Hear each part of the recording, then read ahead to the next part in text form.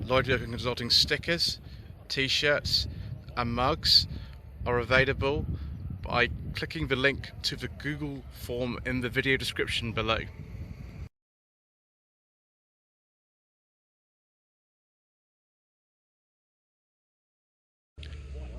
Good morning. Today is the 11th of June and this is part 2 of a Slightly Shambolic Shuffle around the 2023 Bromley Pageant of Motoring. Sadly, this is the last Bromley pageant due to the ultra emission zone expansion. The Mayor of London is not a friend of the channel, I'm afraid. I do apologise if I fall over, if I get things wrong, if I generally make a hash of things.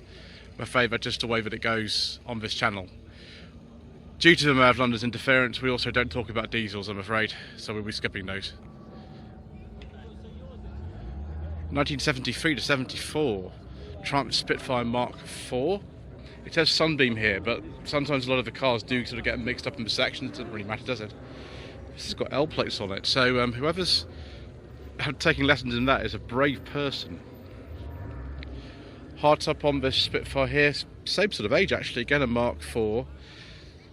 72, 73 registration. Don't really need that hardtop today, do you? Unless it's forecast rain, but I hope it won't happen. So we have got some Sunbeams here. There's not very many. There's only two. Sunbeam Tiger, 1967. When Chrysler took full ownership of the Roots Group, or increased their stake, I should say, actually, in '67, they discontinued production of the Tiger and the Alpine it was actually based on, because obviously, well, if you're Chrysler and you're making a car with a Ford engine, that's probably not the best, is it? But that is very nice. Anyway, look at this little badge here. I love that. Talking of the Alpine, I mean, here is one. It's a Series 4. The Series 5 have a 1725cc engine. This only has the, I think it's a 1.6 in this. It's a lovely colour though, isn't it? It's a beautiful colour. Oh, Suzuki WizKid. Now that's exciting, viewers. Look at this. 1980 to 81 registration. I think they were only sold for a very brief time in this country. Engines in the back, hence all the sort of cooling things. I think it was called the GX, sorry, SC100. There we go.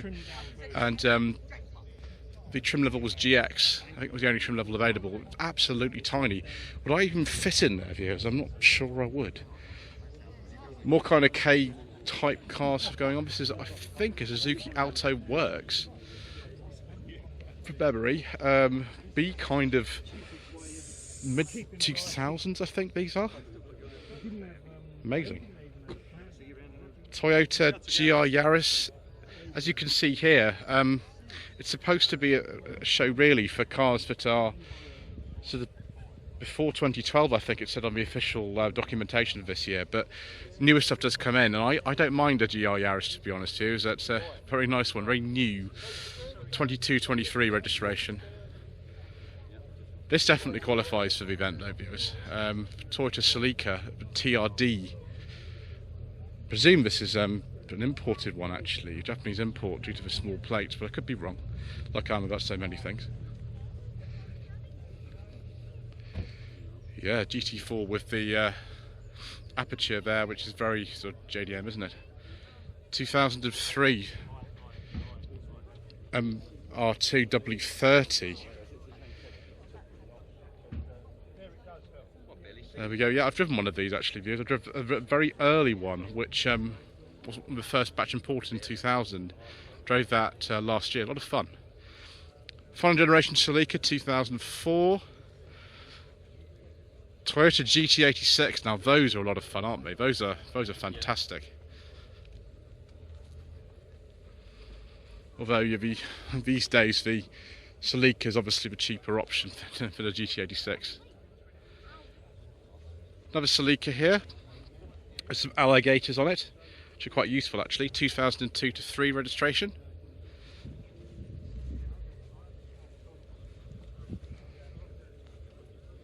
Oh, and it's the T Sport version with the 190 horsepower engine. Right, RAV4, excellent. Right, I hope this has got a petrol engine in it, viewers. Otherwise the Mayor of London will get cross with me. Oh, it is a petrol. It's a petrol auto. It's a 3-door. Wow, excellent. XTR, very very shiny. Ooh, also very shiny is this Supra. Still known as the Celica Supra. This will be about 1885, 1985 I think. 86, thank you. So right appropriately end, because this is a very very late one. They've switched to the Mark III I think in 86, so that is very nice. And a Toyota Space Cruiser. This again is a late one for its generation, 89, 90 registration. Why? I don't know why, but every time I see these, they always seem to be this colour. Didn't handle best either. I think we've seen this military type Trabant before as well, viewers. We've probably seen this maybe last year or maybe in 2019. I can't actually remember. It's been a while. I can smell that that hood here. Oh, viewers, Triumph Acclaim in beige. I've actually driven a Triumph Acclaim very similar to this, also in beige, on the channel. It's a very early Acclaim. This is a little bit later, and it's a CD, so it's all the luxury. So the most expensive Acclaim you could buy was a CD with the automatic gearbox. There is the Triomatic, obviously a Honda licensed design, but very enjoyable. They're quite nice to drive with actually. 82, 83 registration. Saw this coming in part 1, I believe. And what do you know? Beige leather interior. I do like a nice beige leather interior here. It's actually a TR4A.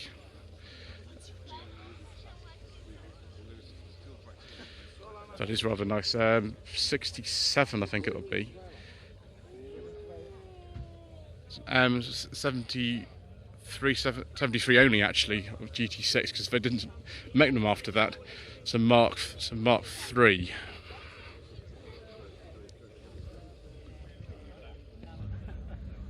Right, Rover 100. This will be about 1960, something like that. I've driven one of these. It belongs to Alex from Alex's Assets channel. Very nice condition. Also in nice condition with its own little gazebo here is a P6. It's 3500. Right, I think we're going to have to keep going. That commentary is going to be a bit of a problem there, I'm afraid. We are at the far end of the site here, we're away from where it is, but that's going to get worse. I do apologise.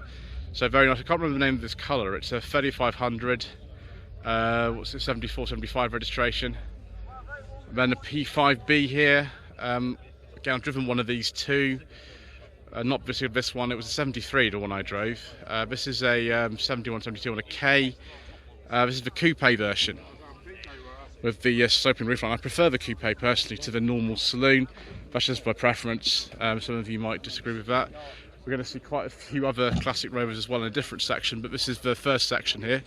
SD1 Vitesse 3500. It's a very deep spoiler, isn't it, on the front? What's it, a B, so 84, 85. Another 3500 with a V8 engine here. The S, this country normally had a manual gearbox, this one does. So yeah, 72, 73. Another very nice P5B here. Ooh, and viewers, I think we have achieved something really nice. A beige leather interior with wood. I do like a nice beige leather interior. That is a sort of taste that we have. Wonderful. Also very nice is this very early R8 Rover 200. 1989 to 90 plate. So one of the very, very first. 214 SI. Only have the manual front windows and things like that in it. It's very nice.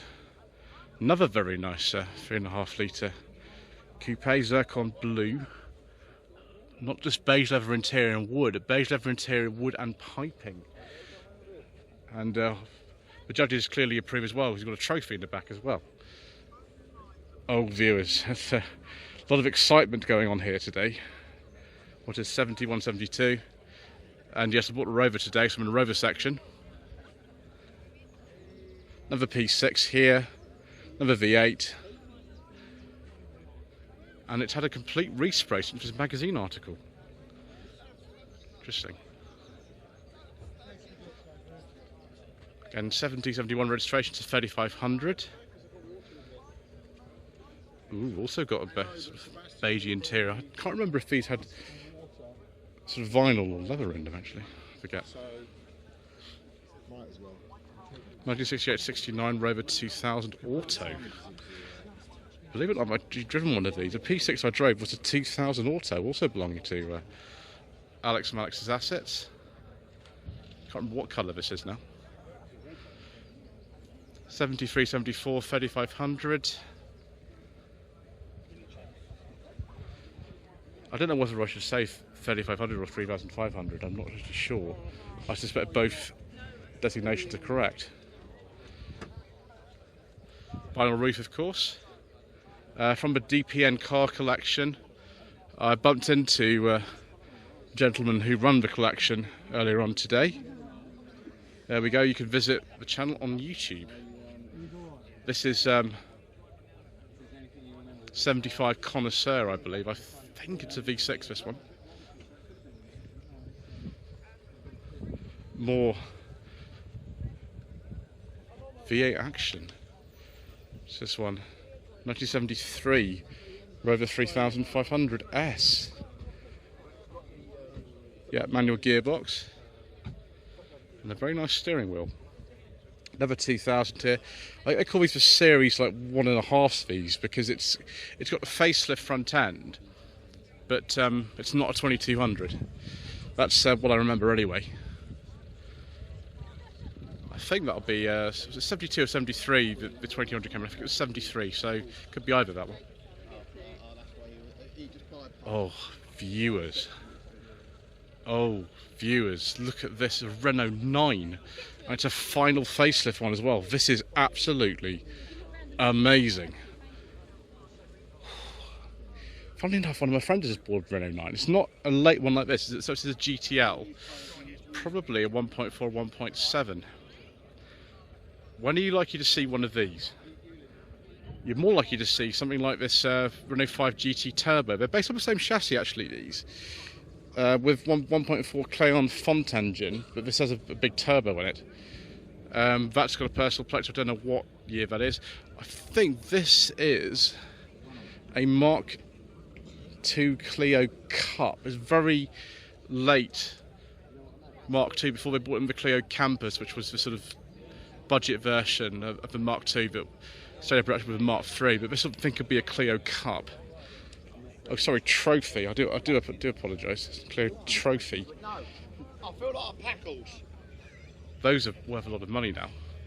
Also, like these Alpine A310, I think this is.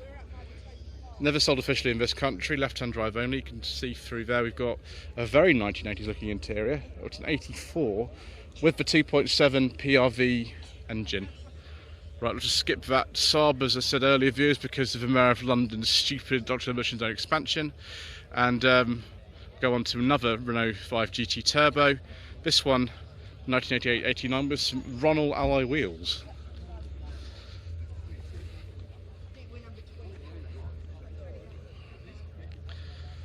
And this is probably a 5 Campus, because by 95, when this car was made, they we're only making the Campus for our market, or Campus Prima. I think that's just a Campus because there's no rear wiper on it, but it's had a sort of body kit put on it. Another one of these Mark II Renault Sport Clios. I don't know exactly what type this is, but this looks like it's been modified for some racing action, which not surprising. They are very popular in circuit racing at the moment. And then we get into the Rolls-Royce area, viewers. I wonder if we will see the Rolls-Royce of beige leather interiors in this section. Quite possibly. Ooh, so that's a very late Silver Shadow 2. They finished, I think, in 1980, so it would be 1980 only, with very bizarre headlamp wipers. This to me looks like a silver Wraith. It is a silver Wraith. That is an enormous car, isn't it? It's absolutely, utterly enormous.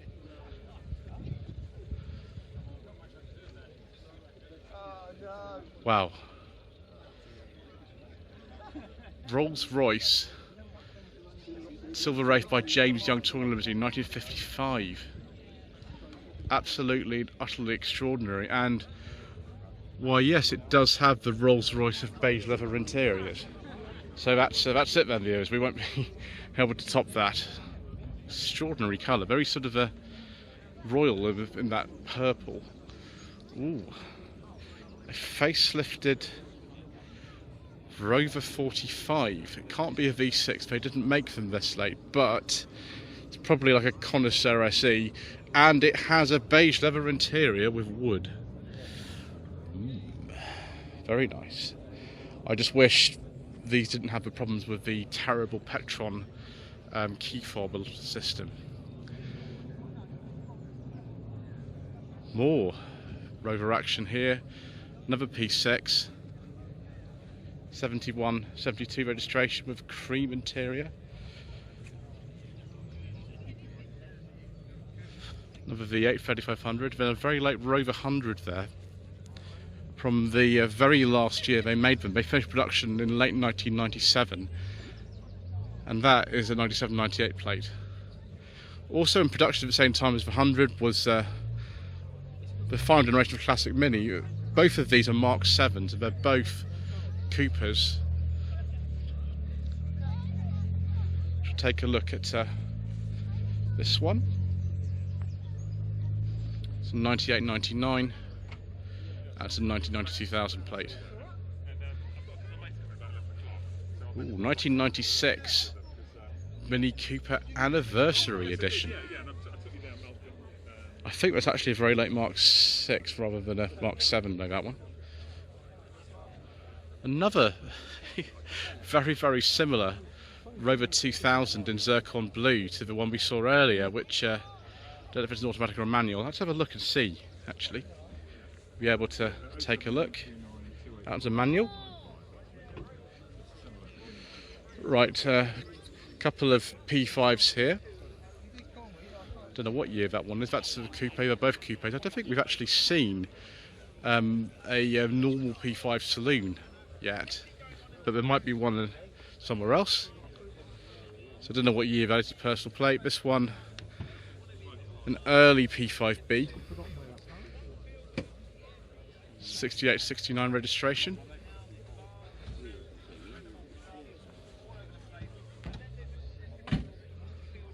I did enjoy my time driving that P5 last year, viewers. Also Senor Latore, who is at the MG 100 event today, actually. So he's not here. Rover 90.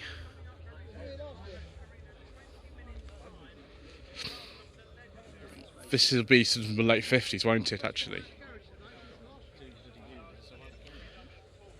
Gosh, TXC was the prefix for factory registered Rovers back in the day.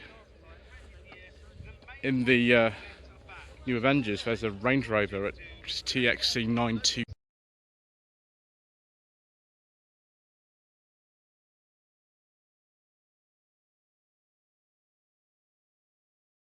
I wonder if the Mayor of London's been tampering with my phone, viewers. Anyway, yes, TXC 909J. I think this is a 71 Rover 3500 or 3500. I keep interchanging my terms, don't I? I'm terribly sorry. Yeah, probably a factory registered car. Another one of these P5Bs here on an L7273 registration, so they're very late P5. Now here we have a saloon here. Excellent. We can actually see the difference between the saloon and the coupe by having a look at the window line. Again, this is a relatively late P5, 71, 72. You can see beige leather interior. Hold nice and close so you can see properly. There we go. Otherwise you just get reflection of the screen. You can see the window line at the back is completely different from that one there. So you can actually tell them apart. The P6 here, quite a late one actually, 3500 auto.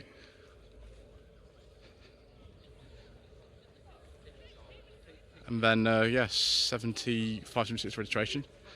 And probably the last P5B for a while, and there are a lot here today. With a sort of cream interior and all that wood and luxury. Excellent. The Saab 93 is just turned up. This one is 2004 Saab 93 convertible with the 2-litre engine. It's badged as a 1.8T, but just means it's the least powerful 2-litre turbo engine. I've actually driven one of these. I've driven one on the channel in April 2021, and it was a lot of fun. So Reliant Robin 850 Super 1980.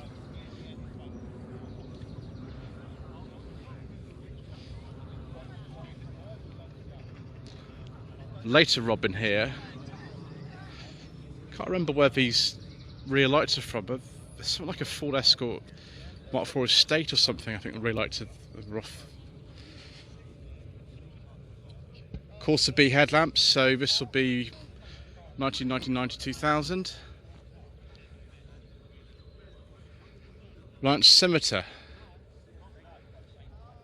1974 75 registration.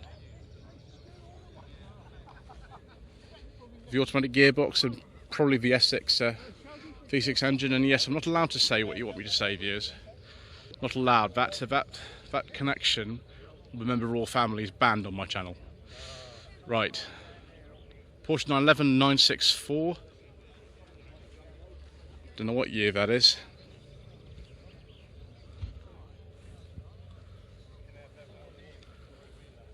I think this is a 991 911. Always get that sort of thing wrong. Personal plates on these two, so I've no idea what year they are. Ooh, 1998 Porsche 996 Carrera. I have driven one of these views. I drove it in Scotland in December. This particular one is a Tiptronic like the one that I drove. It could be a 99 actually, but more likely to be a 98. 2003 Porsche Boxster. Then a 996 911 Turbo and a 2002 Boxster. I would have thought there'd be more Porsches around here, but there aren't. Oh, it's an S. That's just a normal one. Right, we shall move on to the Peugeot section. We'll check those rev counters, viewers, make sure we don't get caught out. Of course, yeah, it's eligible for being in here. This 307SW, I don't know what year that is. Ooh, Coventry plates. So this might be registered by Peugeot UK themselves. 1992, 1993 Peugeot 205 GTI. I can't remember when they stopped making the GTI. Maybe someone in the comment section will tell me. These are worth a lot of money now, actually. Oh no, it's an automatic. Is this a Gentry that's been modified or something like that? That's very unusual then. Well, it's got air conditioning. Oh, it's be a Japanese spec one, won't it? Yeah, it'll be a Japanese spec one. Should think like that. And of course, yes, no ultra emission zone expansion. We don't like that. Don't like that at all. Well, here we go. 89 405 1.6 GL estate. Calls 07980 175771. New headlamp, servo, master cylinder, full exhaust. Excellent. We can have a look at the engine here. Good old XU engine. Pre-facelift one, this one actually, from 89.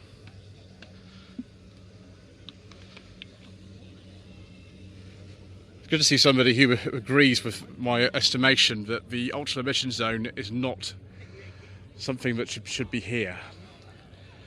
Right, 2001 Porsche 911 996 Carrera convertible.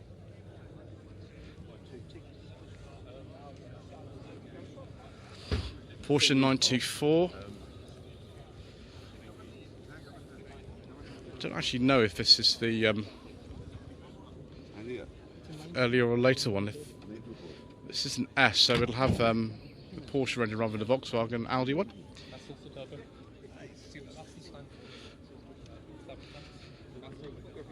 For Porsche 911 action, this time a Tiptronic turbo. 996, I think. So this is an earlier 924 here. This will have the Volkswagen engine in it. The 924 that I drove in Scotland back in December, or I also drove that 911, also was like this. It had the Volkswagen Audi engine in it, 2 litre. And that's got original wheels on it too. Cayenne, let me just be a bit careful about this, because they did make one with an engine that we cannot discuss. But it's not likely to be that one, and it is not. It is definitely a petrol one. And it's the GTS. Cayenne was a very, very profitable car for Porsche, actually. It helped to sort of shore the company's finances up in a difficult time. Another 911 Turbo Cabrio here with the automatic gearbox. I think that's a 991. I always get them confused all the time. Right, Porsche Boxster, this one. Sorry. Boxster S. This time is a 944, 82, 83 registration, so a very early 924, sorry, 944. You can see it's got a much wider body on it than the 924, although they do share a certain number of parts. Later 944 here on a D, 1986 to 87. There's some very nice wheels on that, actually, very nice. So it might be a turbo, but it's not. Porsche Cayman 2007 to 8. Actually, the Porsche section is a lot bigger than I thought it was. I just forgot there's a Peugeot in the middle of it. Porsche 911 Targa. Oh, you've been interrupted by a Morris Marina. It's a Series 3 Marina, that's 79 to 80. 1.3L. So 86, 87, 911 Targa.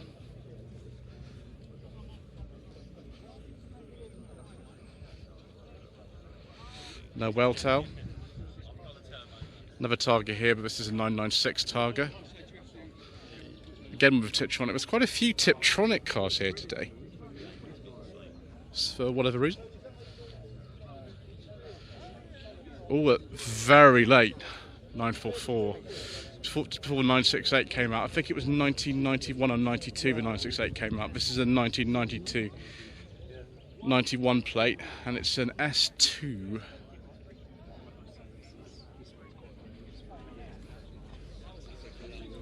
Much earlier 911 here, 72, 73 registration, and then an even earlier one.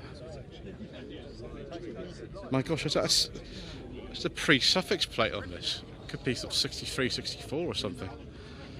And then one of these Caymans. I don't know what year that is, viewers. Who knows? And the spoiler's up. Maybe that's just something you can do in a car, I don't know. Very early 911. 306 Cabriolet.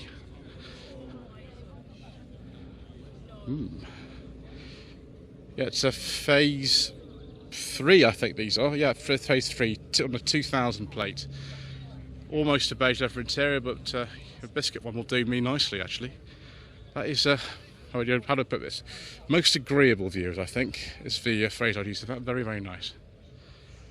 Then an NSU. SUTT, yes, but you wonder where Audi got the name from. It was actually from the NSU, because they bought NSU around 69, I think they bought it. I think it was a 1200 engine in this one. And it's a right-hand drive. They did sell these over here. But I'm not a betting man, but I would probably say that that's most likely to be the only NSU that's actually at the show today. Right, viewers, hopefully this camera overheating hasn't produce too many problems. Thank you ever so much indeed once again for watching.